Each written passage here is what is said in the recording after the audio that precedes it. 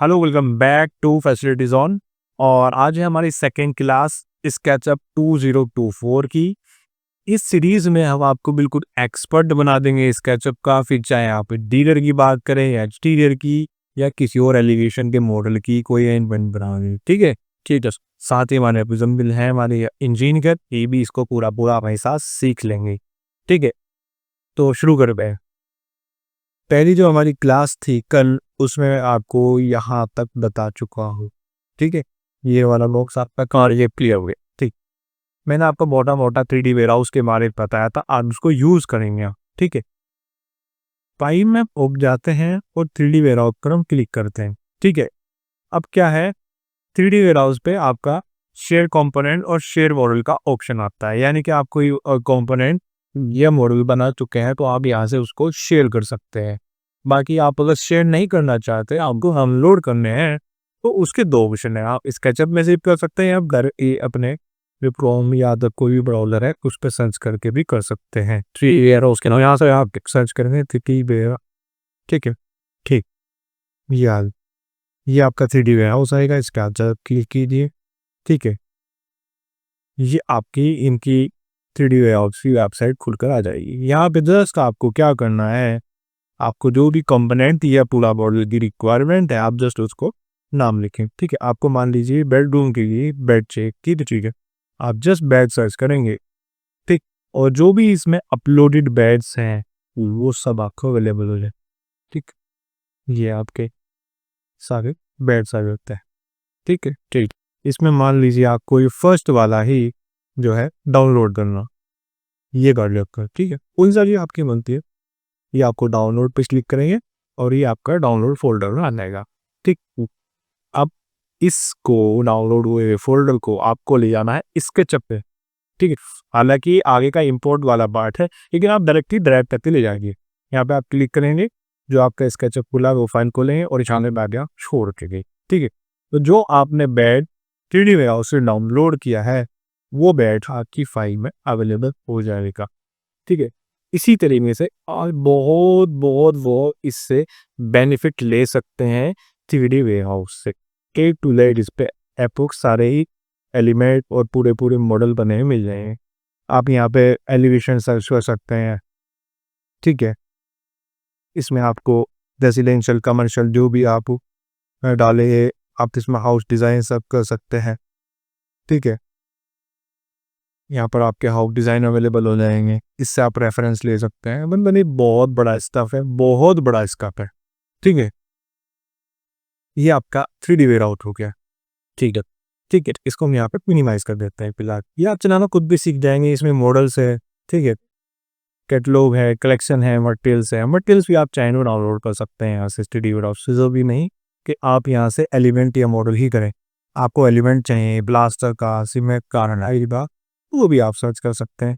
एक कौन चीज़ है आज भी, आप अगर मॉडल में ही हैं और मॉडल से आप यहाँ देते हैं ना, आप यहाँ से बिल्डिंग के जो है आपके एलिमेंट भी सर्च कर सकते हैं। जैसे आपको टाई चाहिए तो आप यहाँ पे टाई के काफ़ी सारे टेक्सचर आपको मिल जाएंगे। एक आप यहाँ पे टेक्सचर भी सर्च कर सकते हैं। ठीक है, ये बहुत बड़ी चीज़ है, इसके बिना तो मैं कहूँगा काम बहुत ही। ठीक है, ये सारे आपके टेक्सचर नहीं लग जाएंगे। ठीक है, ये सब डिफरेंट डिफरेंट टाइप के टेक्सचर्स हैं। जब आप स्केचअप सीख लेंगे, मॉडल बनाएंगे, ये आपकी बहुत हेल्प करेगा। ऐसी और भी वेबसाइट है, ऐसा नहीं है खाली यही है, और भी वेबसाइट है, ये सब आपके बहुत हेल्प करेगी। ठीक है, ठीक, और आगे बढ़ते हैं। ये आपको वो 3D वेयरहाउस से डाउनलोड करके इसमें इंपोर्ट करना या ये अब तो मैं रखता हूँ फिलहाल। अब फाइल में जाते हैं। इसके बाद जब आपका 3D वेयरहाउस कंप्लीट हो जाता है, इसके बाद आपको मिलता है इंपोर्ट का ऑप्शन। ठीक है, इंपोर्ट का हमें क्या है यहाँ पे, सीधा सीधा आपने अगर दूसरी ऑटोकैड में या किसी एक्सनेक्स में किसी ने भी फाइल बना रखी है और इसमें आपको इंपोर्ट करनी है, इसके लिए हम इसका यूज़ करेंगे। इंपोर्ट करना मैं सिखा देता हूँ, क्योंकि आप जब फिर इसमें 3D मॉडलिंग करेंगे ये तो मैप की करेंगे, तो आप ऑटोकैड की फाइल ही लाएंगे इसका, क्योंकि लक्ष्य तो उसी में बना है, उसमें बना, इसमें आप 3D करें। ठीक है, तो उसके लिए क्या करना पड़ेगा आपको, जो हम इंपोर्ट करते हैं ना, वो यहाँ पे एक्सिस पे आती है, इस ओरिजिन पर। ठीक है, तो आप यहाँ से एक्सिस में जितना बड़ा आपका मॉडल है, यहाँ से जगह थोड़ी खाली करके रखें। ठीक है, ठीक, नहीं तो कोल्ड लैब हो जाएगी, आपको दिक्कत होगी। अब फाइल में जाएंगे, इंपोर्ट के ऑप्शन में जाएंगे। ठीक है, अब यहाँ पर आपको क्या देखना है, यहाँ पे जैसे कि मैं आपको एक चीज़ बताता हूँ, यहाँ पे ये एक तो आपको फाइल पूछेगा, भैया कौन सी फाइल आपको इंपोर्ट करनी है। ठीक है, जैसे लिए मुझे ये लिए ब्लॉक की एक फाइल इंपोर्ट करनी है। ठीक है, जैसे ही आप इस पे टिप करेंगे तो उसके बाद आपको ऑप्शन मिलेगा, इंपोर्ट का मिलेगा और सपोर्टेड फाइल का मिलेगा। ठीक है, कैंसिल का मिलेगा, कैंसिल प्लान कैंसिल हो जाएगा। बाकी यहाँ पे आपको क्या सिलेक्ट करना है, आपको पर्टिकुलर किसी सॉफ्टवेयर की फाइल इंपोर्ट करनी है तो आप जस्ट यहाँ पे सिलेक्ट करेंगे। जैसे ऑटोकैड की करनी है, वो अलग की भी कर सकते हैं आप, जेपीजी भी कर सकते हैं, कोई फोटो है आपको इसमें इंपोर्ट करना है रेफरेंस के लिए, वो भी कर सकते हैं। ठीक है, फोटोशॉप की फाइल करनी है, पीएनजी करनी है, स्केचअप की फाइल ही करनी है, कोई सी भी फाइल आपको करनी है आप यहाँ पर कर सकते हैं। लेकिन अगर क्या है, आपका जो फोल्डर है इसमें फाइलों का मिक्सअप हो गया, टीएसटी भी है, स्केचअप की भी है, ऑटोकैड की भी है, अब क्या है आपको उसको छाड़ने में टाइम देना, सर्च करने में। तो आप जस्ट यहाँ से क्या करेंगे, भैया हमें ऑल सपोर्टेड फाइल नहीं चाहिए, हमें सिर्फ यहाँ पे ऑटोकैड की फाइल चाहिए ना। देखो ये सब गायब हो रहे हैं। अगर आप ऑल सपोर्टेड फाइल पे करेंगे तो ये आपका स्केचअप की भी नहीं आएगा, इमेज होती वो भी दिखाता, सब कुछ दिखाता। हमें नहीं चाहिए भाई, हमें तो यहाँ पे सिर्फ ऑटोकैड भी शुरू। ठीक है, तो आप यहाँ पे ऑटोकैड की फाइल सर्च करेंगे तो ये दिखा देगा भैया ऑटोकैड ही ये वाली है। ठीक है, अब वो के ऑप्शन में आएंगे, ऑप्शन में आपको जो याद रखता है वो ये है, ये वाला ऑप्शन है, मॉडल यूनिट्स। जो इंपोर्ट करने में दिक्कत आती है वो और कहीं दिक्कत नहीं आती, इसी में आती है। इंपोर्ट यूनिट में क्या दिक्कत आएगी, मान लीजिए आपका जो स्केचअप चल रहा है, हमने किस में चढ़ा रखा है, 325 में, आपकी ऑटोकैड की बनी हुई है एमएन में ई, तो वहाँ आपका जो है ना कॉन्फ्लिक्ट आ जाएगा। चार्ट की ड्राइंग या तो उस स्केल के हिसाब से बहुत छोटी आ जाएगी या बहुत बड़ी आ जाएगी, तो हमें दोनों की विड मैच होनी पड़ रही है। तो या तो ऑप्शन ये है कि भाई जिस मॉडल की जो यूनिट है उसी का स्केल कर दे, या फिर हम यहाँ से पहले इंच स्लैपर में, भैया हमें तो इंच में चाहिए, हम इसमें इंच में काम करने हैं। ठीक है, सबसे बेहतर तो ये मॉडल यूनिट फाक खा गए। ठीक है, मटेरियल आप इम्पोर्ट कर सकते हैं। ठीक है, और इनकी आपको भी जरूरत नहीं है, ये हम प्रो में लेके आएंगे। ठीक है, ठीक है, ये आप प्रिजर्व ड्राइव ओरिजिन कर सकते हैं या फिर आप इसी का ओरिजिन यूज कर सकते हैं जिसमें बना हुआ है। ठीक है, अगर उसमें ओरिजिन एक्सिस से दूर है तो वहीं पे ज़्यादा इंपोर्ट होगी। मान लीजिए आपकी एक्सिस ये है और ऑटोकैड में 50 फीट दूर है मैप, तो इसमें 50 फीट दूर है। अच्छा, ठीक है, लेकिन हमें हमें ये नहीं चाहिए, आप इसी की एक्सिस पे इंपोर्ट करें। हम इसमें करते हैं ओके, इसमें मॉडर्नाइजेशन नहीं। हम मॉडल देंगे, इंपोर्ट पे क्लिक करेंगे तो इसी की एक्सिस पर आएगा। ये और इसकी एक्सिस है ना, जी, यहीं से ये इंपोर्ट होगा। अगर हम उसकी एक्सिस बैक करते तो ऊपर इस एक्सिस से 50 फीट दूर होता ना, तो ये जो मैप है ये 50 फीट दूर आता। ओके, यहाँ से शुरू होता। ठीक ठीक सर, ये ऑप्शन बहुत काम आता है जब आप एक फाइल में काम कर रहे हो और दूसरी फाइल हमें उससे उतनी ही डिस्टेंस पर रखनी हो। ठीक है, ठीक, तो हम वहाँ पे प्रिजर्व ड्राइंग यूनिट यूज करेंगे ताकि ये ओवरलैप ना। ठीक, ये हो गया। तो यहाँ से आपको इम्पोर्ट कर देंगे, हाँ कोई दिक्कत नहीं। कैसे गए यहाँ मुझे बताओ। सबसे पहले फाइल पे क्लिक करेंगे, चलिए इसके बाद इंपोर्ट पर जाएंगे, चलिए फिल्मों में लोकेशन दिखा देगा। ठीक है, फिर यहाँ से अगर नई फाइल मिक्सअप है तो वहाँ पे कैच सिलेक्ट करने के, वरना ऑन रहने देंगे। ठीक है, फिर इंपोर्ट, फिर ऑप्शंस में जाकर यूनिट चेक करेंगे, जो मॉडल यूनिट्स को रन देगी के पोर्ट पर टिक करेंगे। कर दिया, दोनों इम्पोर्ट कर ली। ठीक है, ये आपकी दोनों ओवरलैप हो चुकी हैं, ये दो। ठीक है, एक हम डिलीट कर देंगे, डिलीट से अभी एक फाइल। ठीक है, ये हमारे पास इंपोर्ट करने का तरीका आ गया। ठीक है, सब कुछ ए टू जेड हम इसमें आपको सिखा दें, बस थोड़ा तो आपको हमारे साथ चलना है, पेशेंस बनाना है, धीरे धीरे सीखना है, जल्दबाजी कुछ नहीं है। फिर दोबारा से फाइल में आएंगे, अब आ जाता है भैया एक्सपोर्ट। ठीक है, ठीक है, अब एक्सपोर्ट में आपको मिलते हैं 4 ऑप्शन, 3D मॉडल, 2D जगह पे सेक्शन स्लाइस, और एनिमेशन। 3D मॉडल में क्या होगा,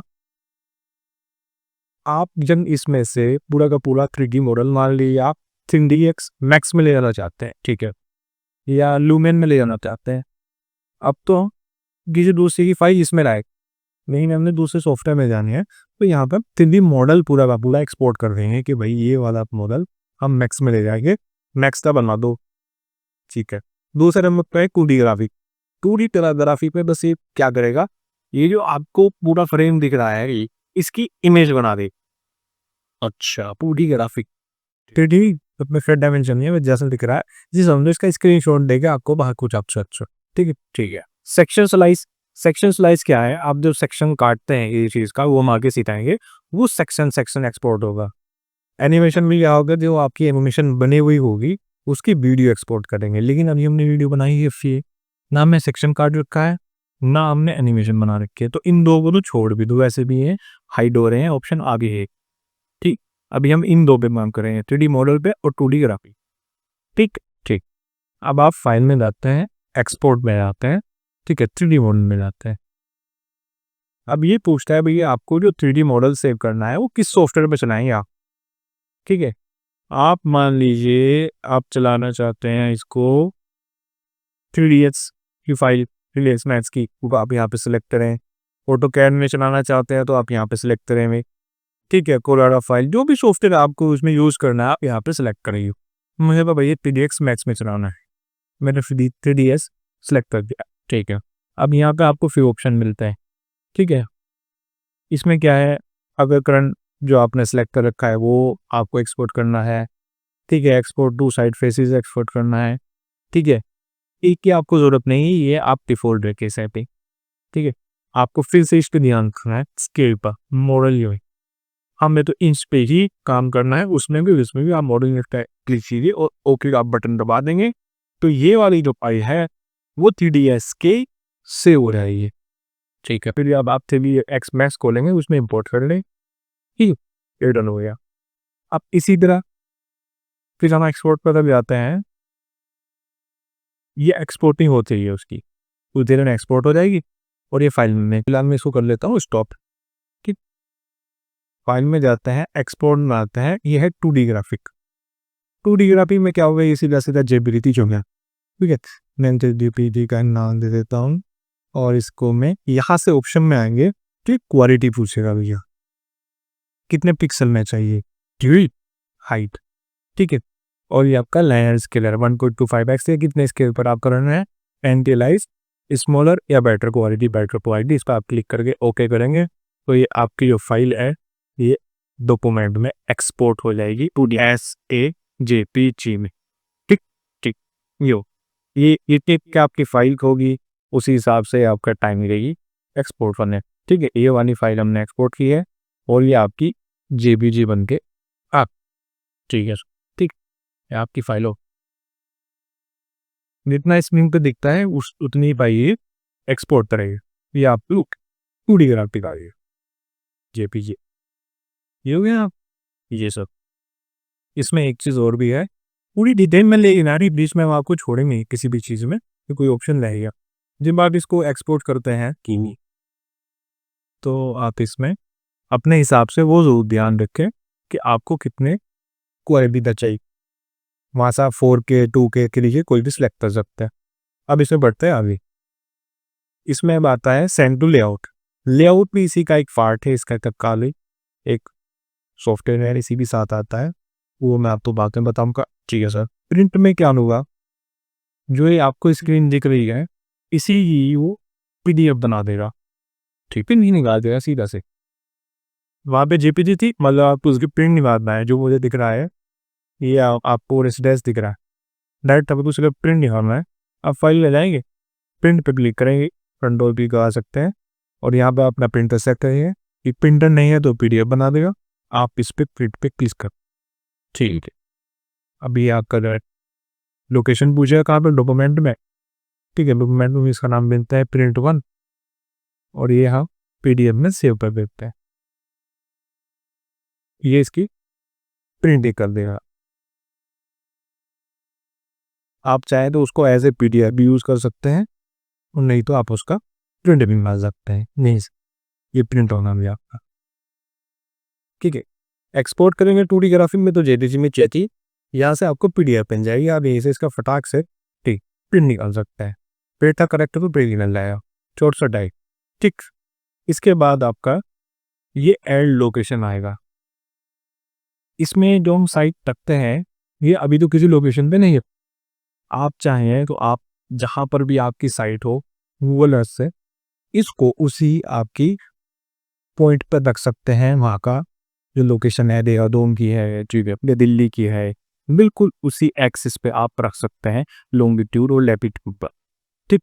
तो जो आपके आगे पर लगी लाइन है सन वगैरह मोमेंट आएगा वो इसमें शो होंगे, ठीक है। लेकिन अभी इसके लिए एक्सटेंशन करेगा फिर जाके ऑप्शन यूज होगा, ठीक है। जनरल रिपोर्ट इसकी भी आपको बाद में बताएंगे। ये सब हमारी प्रीवियस फाइल है जो हमने यूज की हो। तो ये वाला जो आपका सेक्शन है फाइल 11 कंप्लीट हो है। फाइल 11 ये आपका इन 2 क्लास में कंप्लीट हो जाता है। अब मुझे नहीं लगता आपको इसको कोई प्रॉब्लम हुई होगी, बट अगर है तो आप कमेंट में पूछ सकते हैं, ठीक है। अब हम इसके आपके नेक्स्ट क्लास में एडिट वाला रिबन शुरू करेंगे और फिर इसको कंप्लीट करेंगे। इसमें और ज़्यादा मज़ा आएगा, इसमें बहुत सारे ऑप्शन हैं, cut, copy, delete, light, selection, ठीक है, हाइड, अनहाइड, अनलॉक, लो, ओपी, ट्रिपल ग्लेटर, इंटरसेक्ट फेसेस, कंपोनेंट, बहुत सारी नई नई चीज़ें इसको आप में सीखने को मिलेंगी। तो आप जो है सब्सक्राइब करके रखिएगा हमारे चैनल को और समझते रहिएगा, ध्यान देते रखिएगा। बहुत डिटेल से समझाएंगे, एक्सपर्ट बनाने का आपको इसका चपका। और फिर मिलते हैं हम फिर नेक्स्ट क्लास में, ठीक है। Okay sir, okay, thank you.